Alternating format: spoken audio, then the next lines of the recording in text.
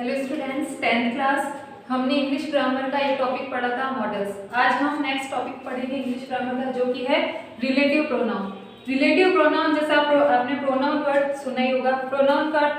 Pronoun हम use करते हैं जो शब्द नाउन के स्थान पर, संज्ञा के स्थान पर हम यूज करते हैं, वो प्रोनाउन होता है। और रिलेटिव प्रोनाउन जैसा कि आपको नाम से पता चलेगा, रिलेटिव का अर्थ होता है किसी से रिलेट करना, संबंध करना। तो जो वर्ड अपने पिछले शब्द से, जिसको हम बोलेंगे एंटीसीडेंट, जो वर्ड अपने एंटीसीडेंट से रिलेट करेगा, संबंध दर्शाएगा उसके साथ, उनको हम रिलेटिव प्रोनाउन कहेंगे। रिलेटिव प्रोनाउन की डेफिनेशन से हम समझेंगे इसको।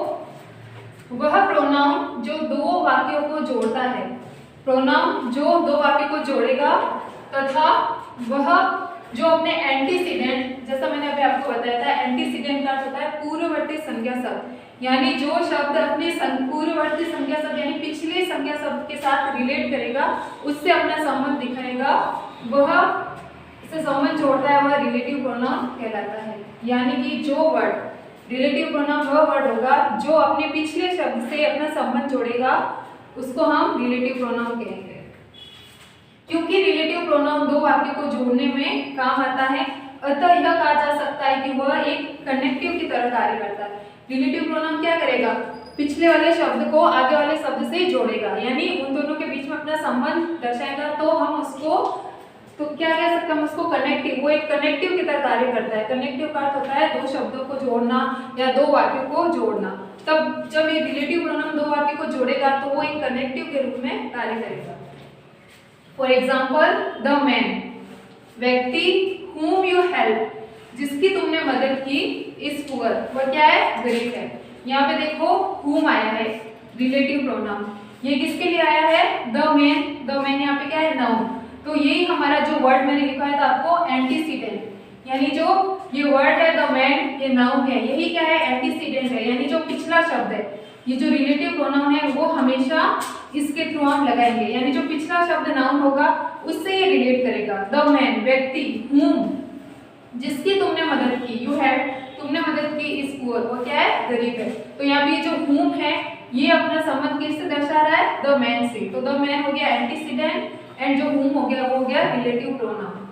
नेक्स्ट एक और सेंटेंस लेंगे हम। We visited the place where the accident took place, हम उस स्थान पर गए, वेयर का अर्थ यहाँ पे होगा जहां, द एक्सीडेंट टुक प्लेस, यानी हम उस स्थान पर गए जहां पर एक्सीडेंट हुआ था।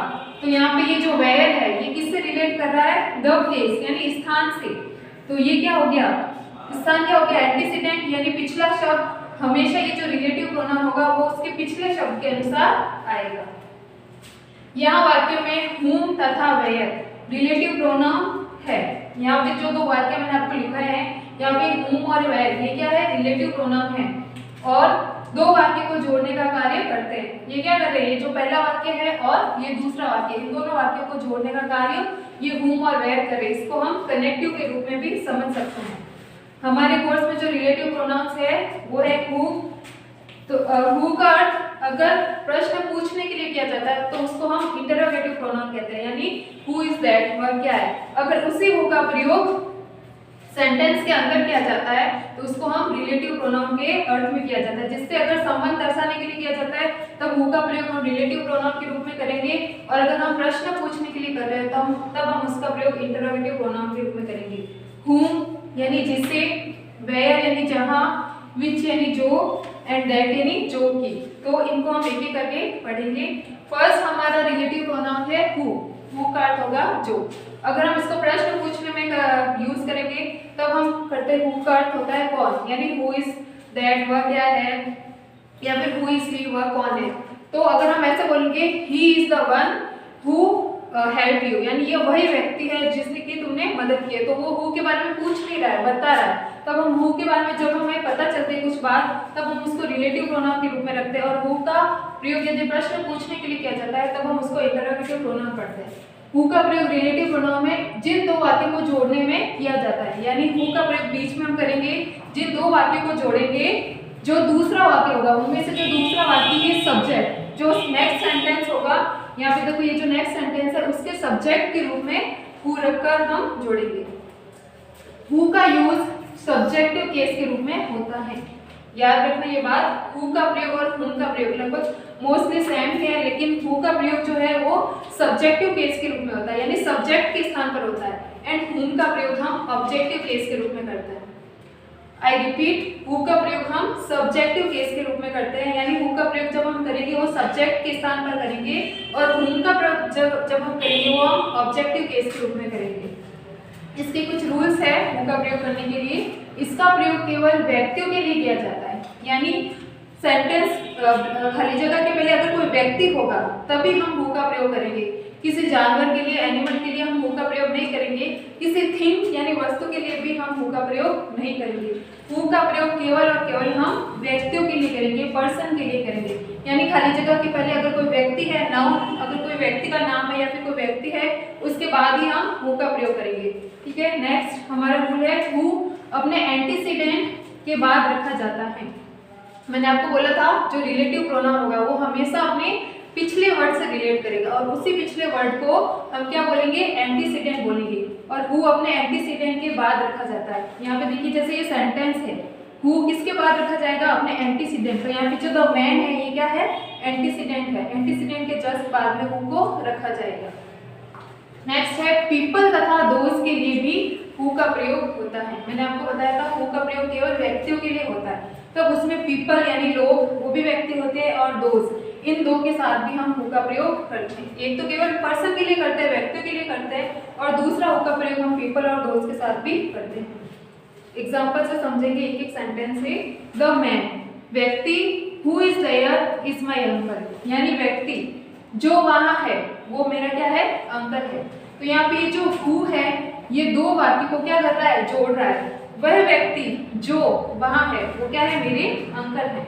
यहाँ पे हु का प्रयोग एक जगह कनेक्टिव के रूप में हुआ है, तो इसका होगा जो कि मैंने आपको हु का हिंदी अर्थ दिखा दिया है। जो द मैन, व्यक्ति जो इज देयर, जो वहां है, इज माय अंकल, वो मेरे अंकल हैं।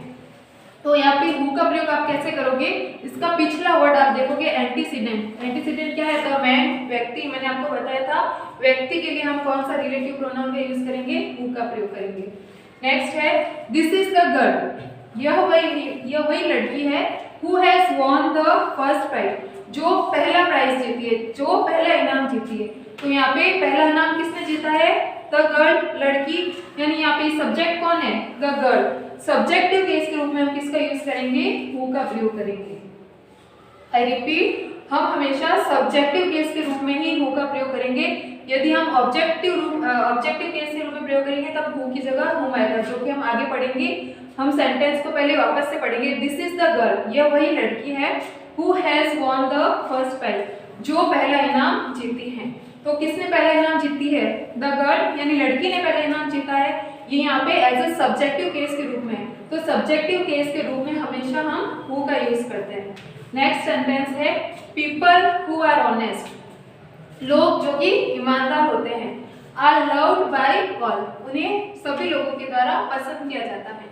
तो यहाँ पे मैंने आपको एक नियम लिखवाया था, पीपल और दोस्त के लिए भी हम हु का प्रयोग करते हैं। सेंटेंस के अंदर यदि पीपल है और उसके बाद ब्लैंक है, खाली जगह है, उसमें आपको रिलेटिव प्रोनाउन का यूज करना है, तब आप पीपल के साथ कौन सा रिलेटिव प्रोनाउन लगाओगे, हु।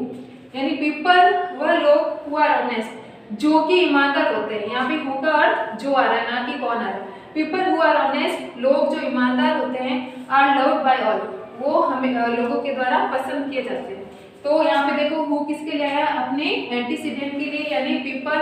इसका जो पिछला शब्द है, जब भी आप रिलेटिव प्रोनाउन लगाओ उसके जो पिछला वर्ड होगा उसको आप देखोगे वो क्या है। अगर ये किसी पर्सन का नाम है तब हम हु का प्रयोग करेंगे, ठीक है।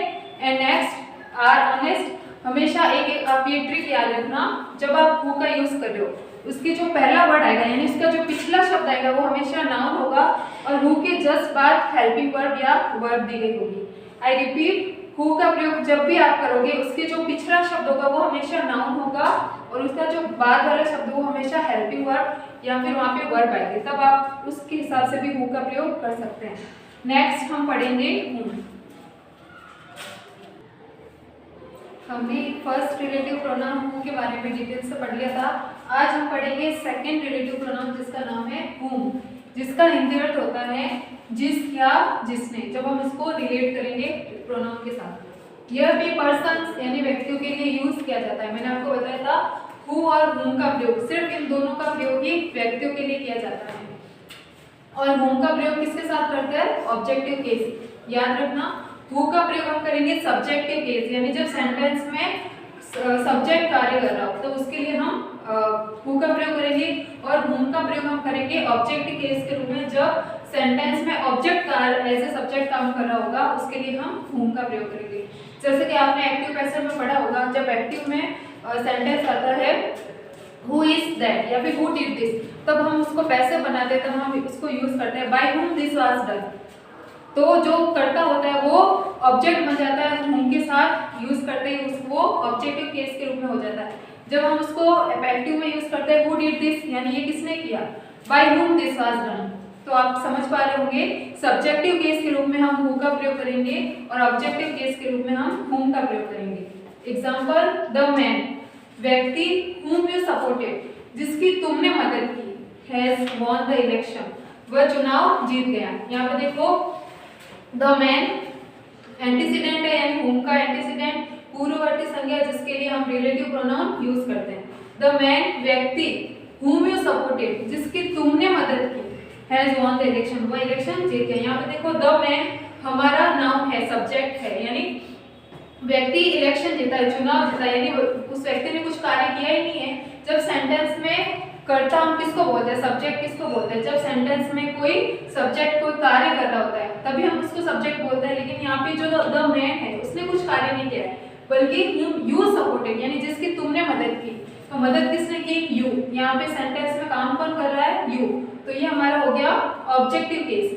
ऑब्जेक्टिव केस के रूप में हम किसका प्रयोग करेंगे, whom का, यानी जो सब्जेक्ट है ये कार्य नहीं कर रहा है, सेंटेंस के अंदर ऑब्जेक्ट काम कर रहा है, तब हम ऑब्जेक्ट के लिए किसका यूज करेंगे, whom का प्रयोग करेंगे।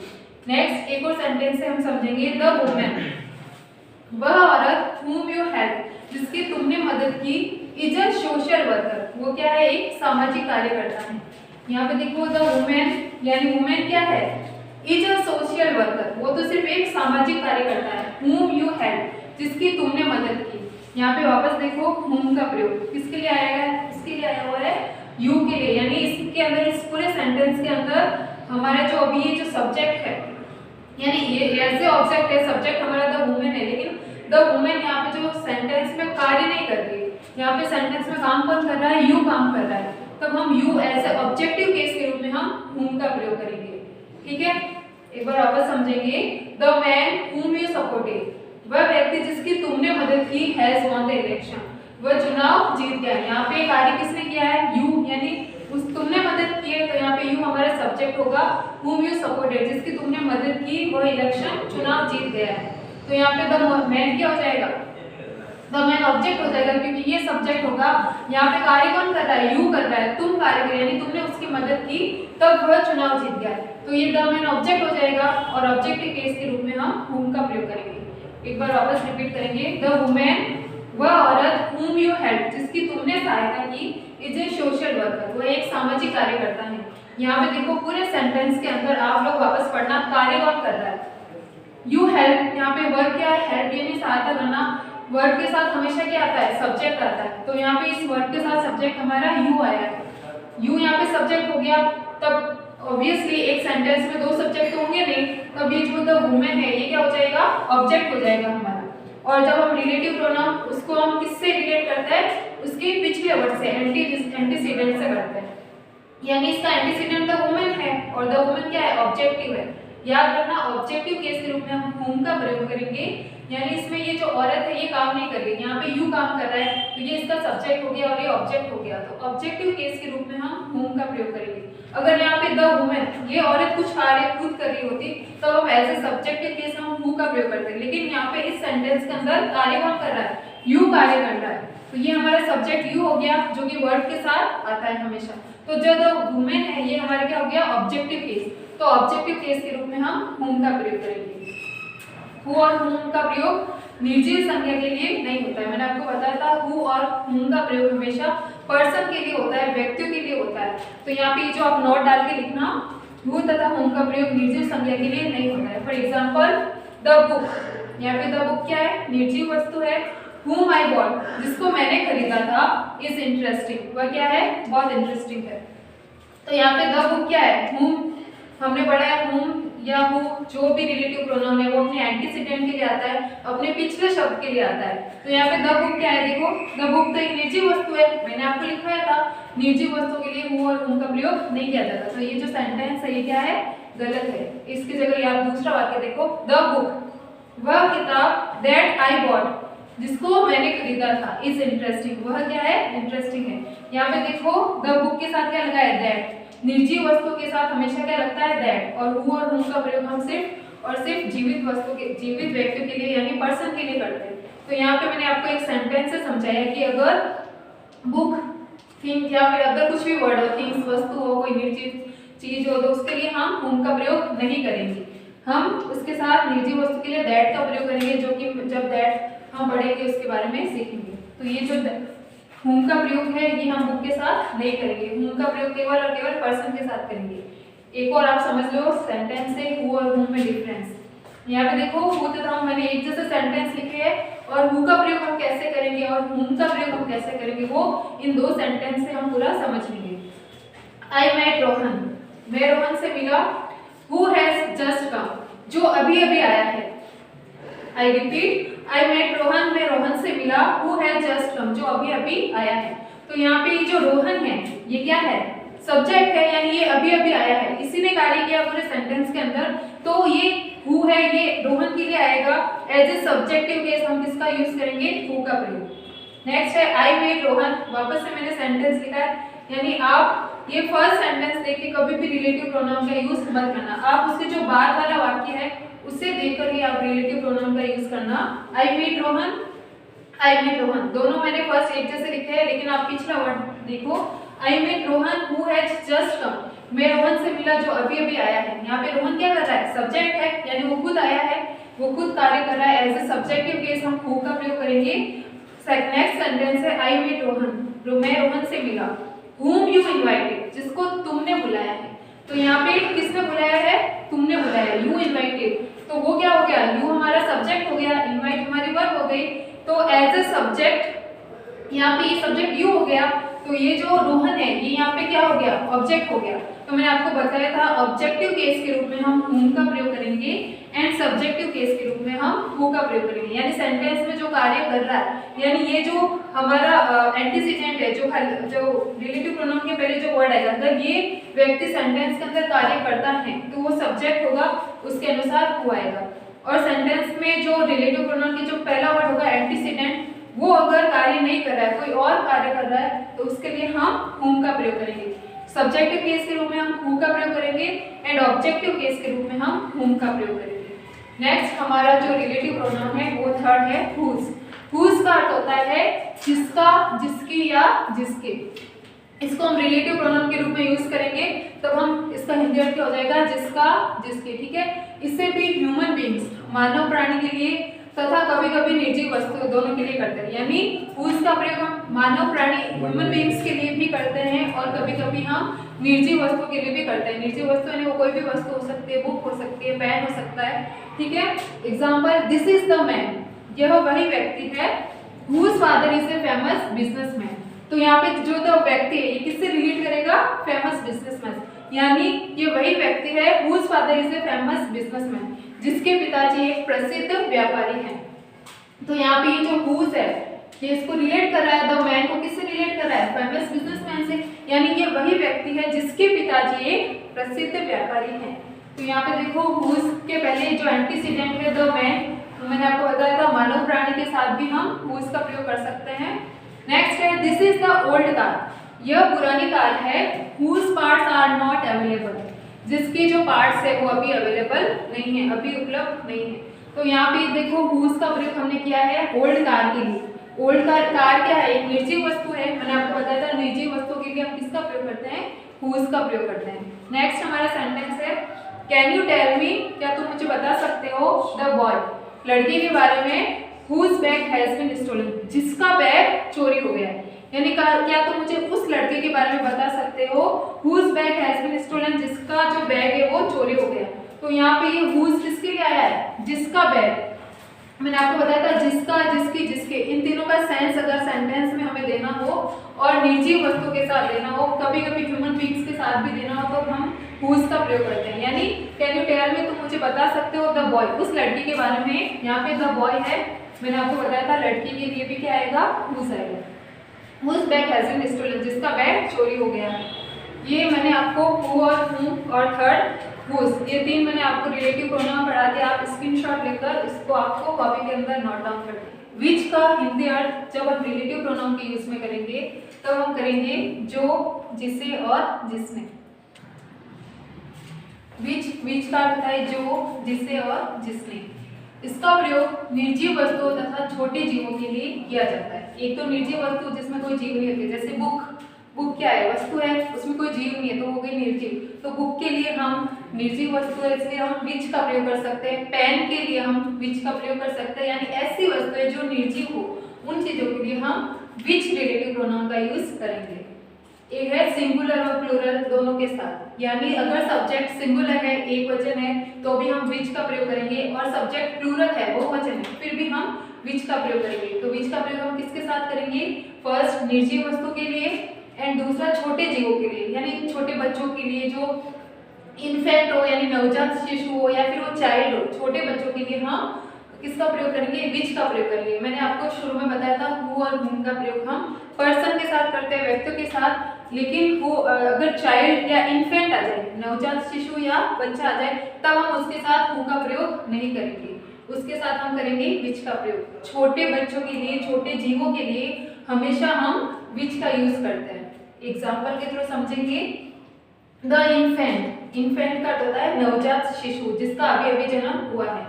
शिशु विच वाज फाउंड देयर, जो वहां पर मिला है। वाज वेरी हेल्थी, वह बहुत ही स्वस्थ है।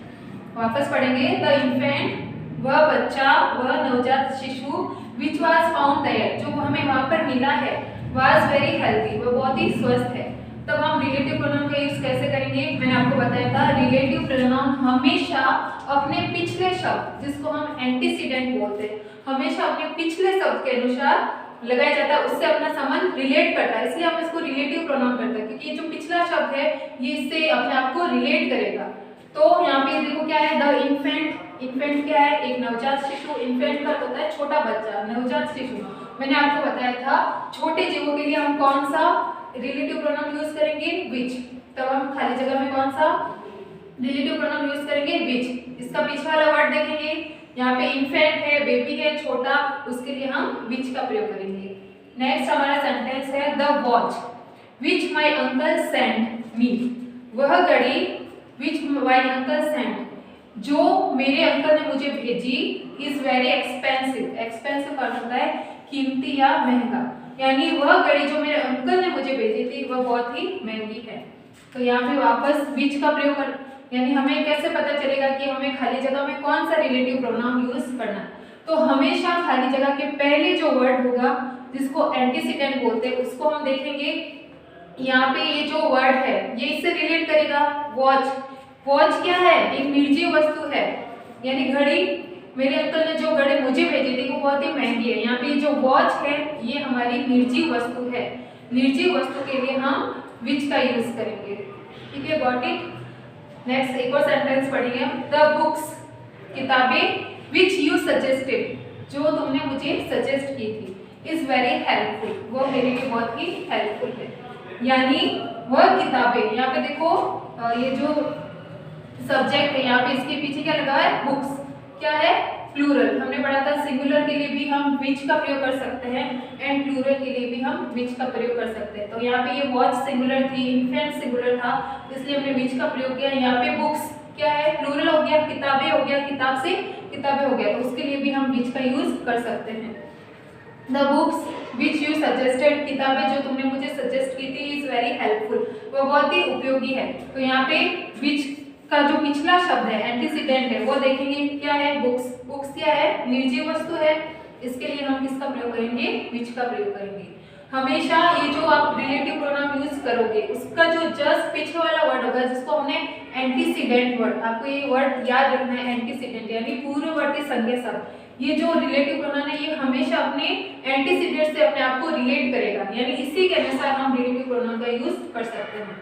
तो यहाँ पे ये देखो बुक्स निर्जीव वस्तु है, वॉच निर्जीव वस्तु है, एंड इन्फेंट छोटा जीव है, इनके लिए हम किसका यूज करेंगे, विच का प्रयोग करेंगे। लास्ट हमारा जो रिलेटिव प्रोनाउन है वो है दैट। दैट का अर्थ हम अगर हिंदी सेंटेंस में रिलेटिव प्रोनाउन के यूज में करेंगे तो उसका सेंस निकलेगा जो या फिर जो की पढ़ेंगे। इसका प्रयोग व्यक्ति, वस्तु, जानवरों के लिए होता है, यानी दैट का प्रयोग हम व्यक्ति के साथ भी कर सकते हैं, सेकंड वस्तु के साथ भी कर सकते हैं, थिंग्स के साथ, एंड लास्ट जानवरों के साथ, यानी दैट का प्रयोग हम व्यक्ति, वस्तु और जानवर तीनों के लिए कर सकते हैं। एग्जाम्पल के थ्रू हम समझेंगे। द ड्रेस, वह ड्रेस, दैट जो यू गेव मी, जो तुमने मुझे दी थी, इज वेरी नाइस, वह बहुत ही अच्छी है। तो यहाँ पे हम सेंटेंस की रिलेटिव प्रोनाउन दैट का यूज करेंगे। इसका पीछे वाला वर्ड देखेंगे, द ड्रेस। द ड्रेस क्या है, वस्तु है, वस्तु के लिए हम किसका प्रयोग करेंगे, दैट का, यानी वह ड्रेस जो तुमने मुझे दी थी। यहाँ पे दैट का सेंस क्या आ रहा है, जो, यानी वह ड्रेस जो तुमने मुझे दी थी इज वेरी नाइस, वह बहुत ही अच्छी है।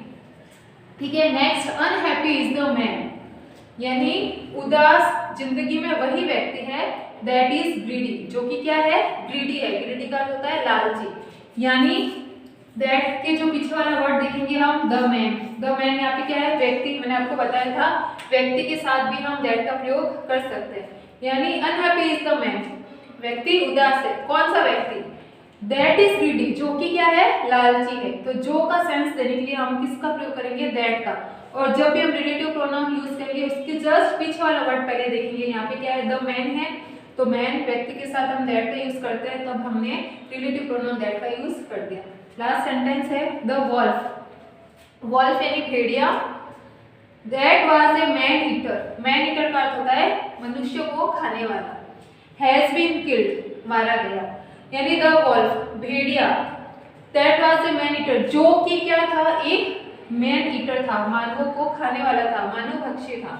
हैज बीन किल्ड, उसे मार दिया गया है, यानी द वॉल्फ भेड़िया जो कि एक मैन ईटर था। यहाँ पे दैट का अर्थ हमें देना है जो कि, मैंने आपको हिंदी में बताया था, इसका अर्थ होता है जो या फिर जो कि, यानी वह भेड़िया जो कि एक मैन ईटर था, मानवों को खाने वाला था, उसे मार दिया गया है। तो यहाँ पे वॉल्फ देखो, इसके दैट का जो पिछले वाला वर्ड है, एंटीसीडेंट है, वो क्या है, यहाँ पे वॉल्फ है जो कि क्या है, जानवर का नाम है। वॉल्फ यानी भेड़िया, आप सबको पता है जानवर का नाम है। तब हम व्यक्ति, वस्तु और जानवर तीनों के नाम के आगे किसका प्रयोग कर सकते हैं, दैट का प्रयोग कर सकते हैं। और दैट का प्रयोग इस सेंस में करना है जिससे हमें सेंटेंस में जो या जो की का भाव यूज करना हो। ठीक है, हमारे जो ये टॉपिक है रिलेटिव प्रोनाउन, ये आज कंप्लीट हो चुका है। आप इसका स्क्रीनशॉट लेके आपको ये सारी जो वर्क है वो आपको अपनी कॉपी में नोट डाउन करना है।